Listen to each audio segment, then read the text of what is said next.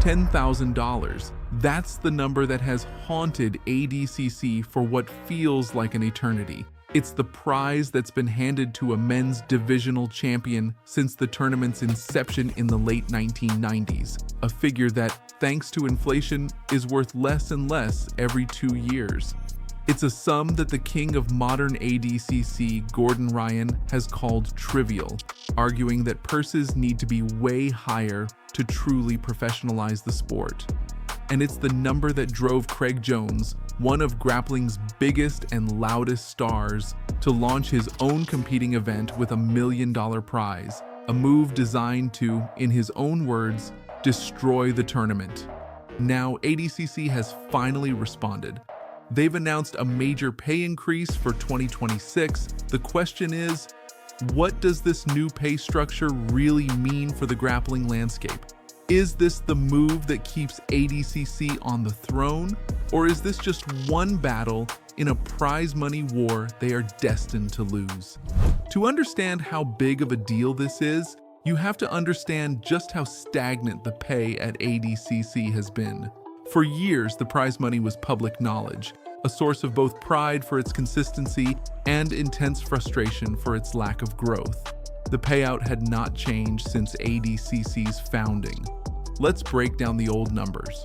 Across the 5 men's divisions, from 66 kilos all the way to over 99, the story was the same.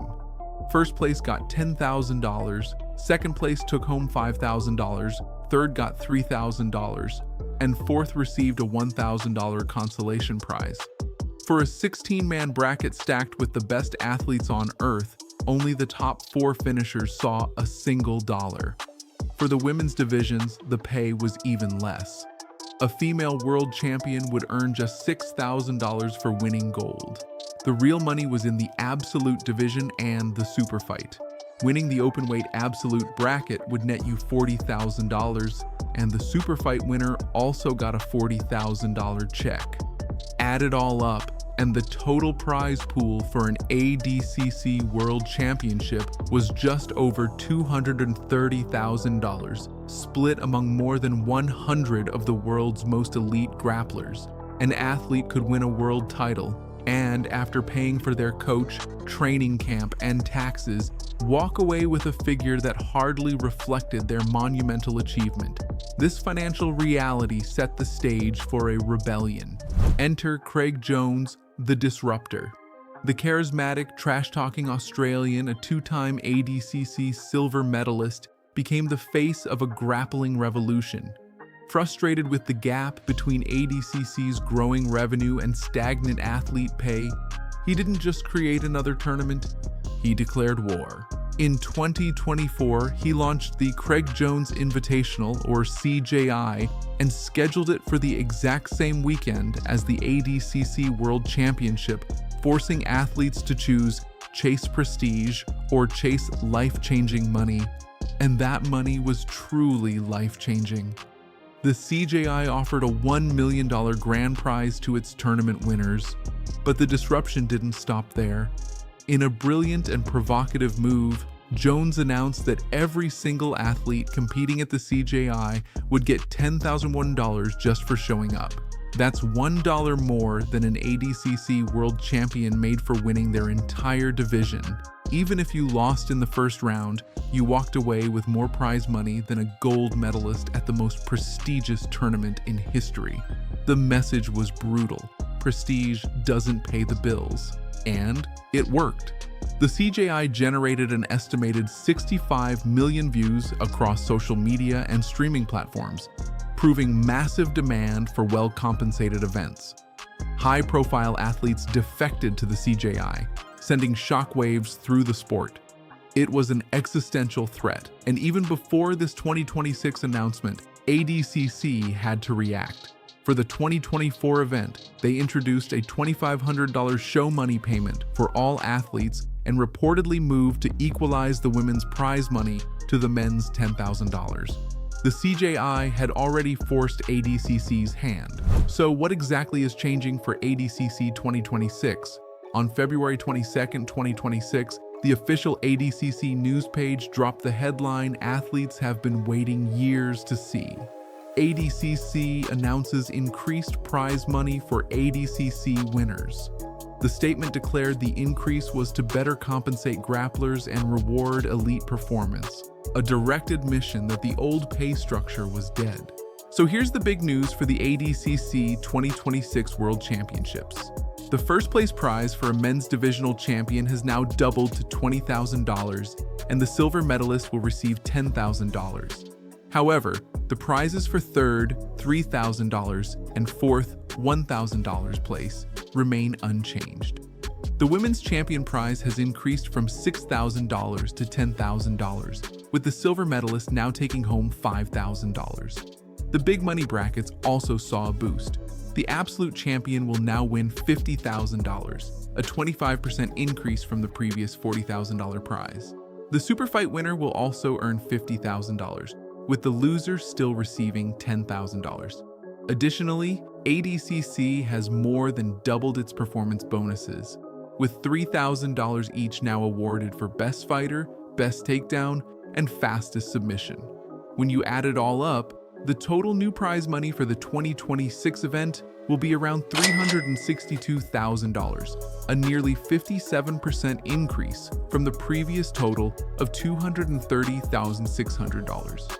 This is, without a doubt, a landmark moment. Before we break down what this really means for the sport's future, if you're getting value from this breakdown, do me a favor and hit that subscribe button. Now let's get into the why of this decision. So why now?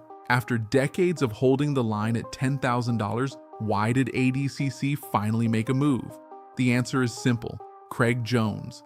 The CJI was a direct attack on ADCC's business model, and with an estimated 65 million views, it was working. When top-tier talent started ditching the Olympics of grappling for a rival, it became a crisis of legitimacy.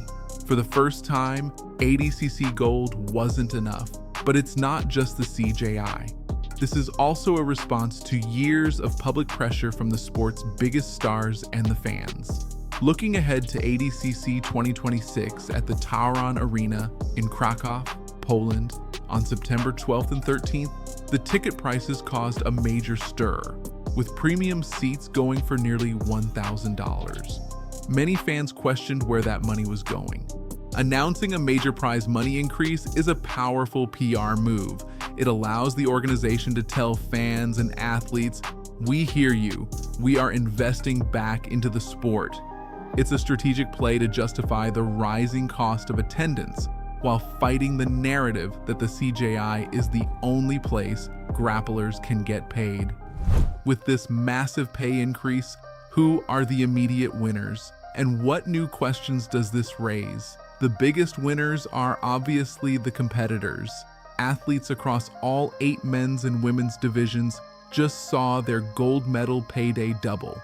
Reigning champions like Diogo Reis, Kaynan Duarte, and Adel Fornarino will be defending their thrones for a much bigger prize. This makes competing at ADCC far more attractive and financially viable.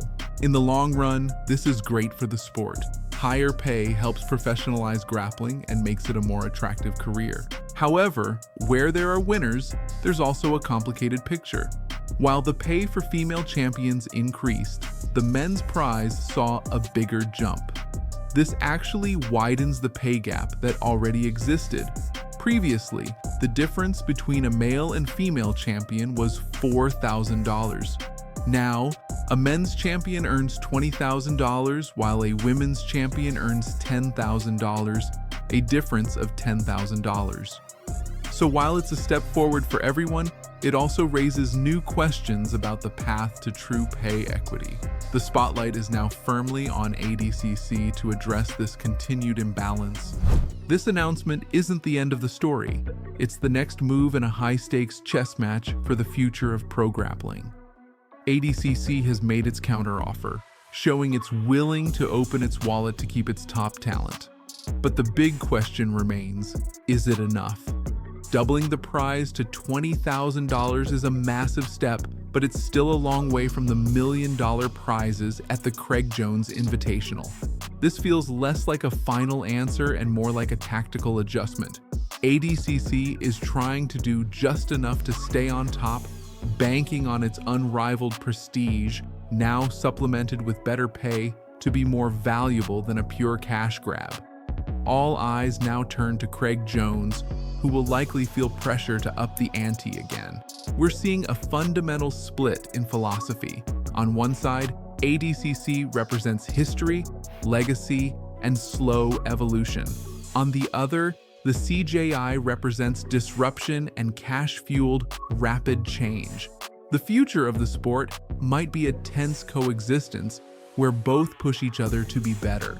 ADCC's 2026 pay increase is proof that competition works, forcing established powers to better serve the athletes who are the lifeblood of the sport. ADCC's move is a huge step toward professionalizing the sport, but it's not the final leap. The war for the future of grappling is far from over. This is just the latest battle. ADCC has shown it's willing to spend, but the forces of disruption are unlikely to be satisfied.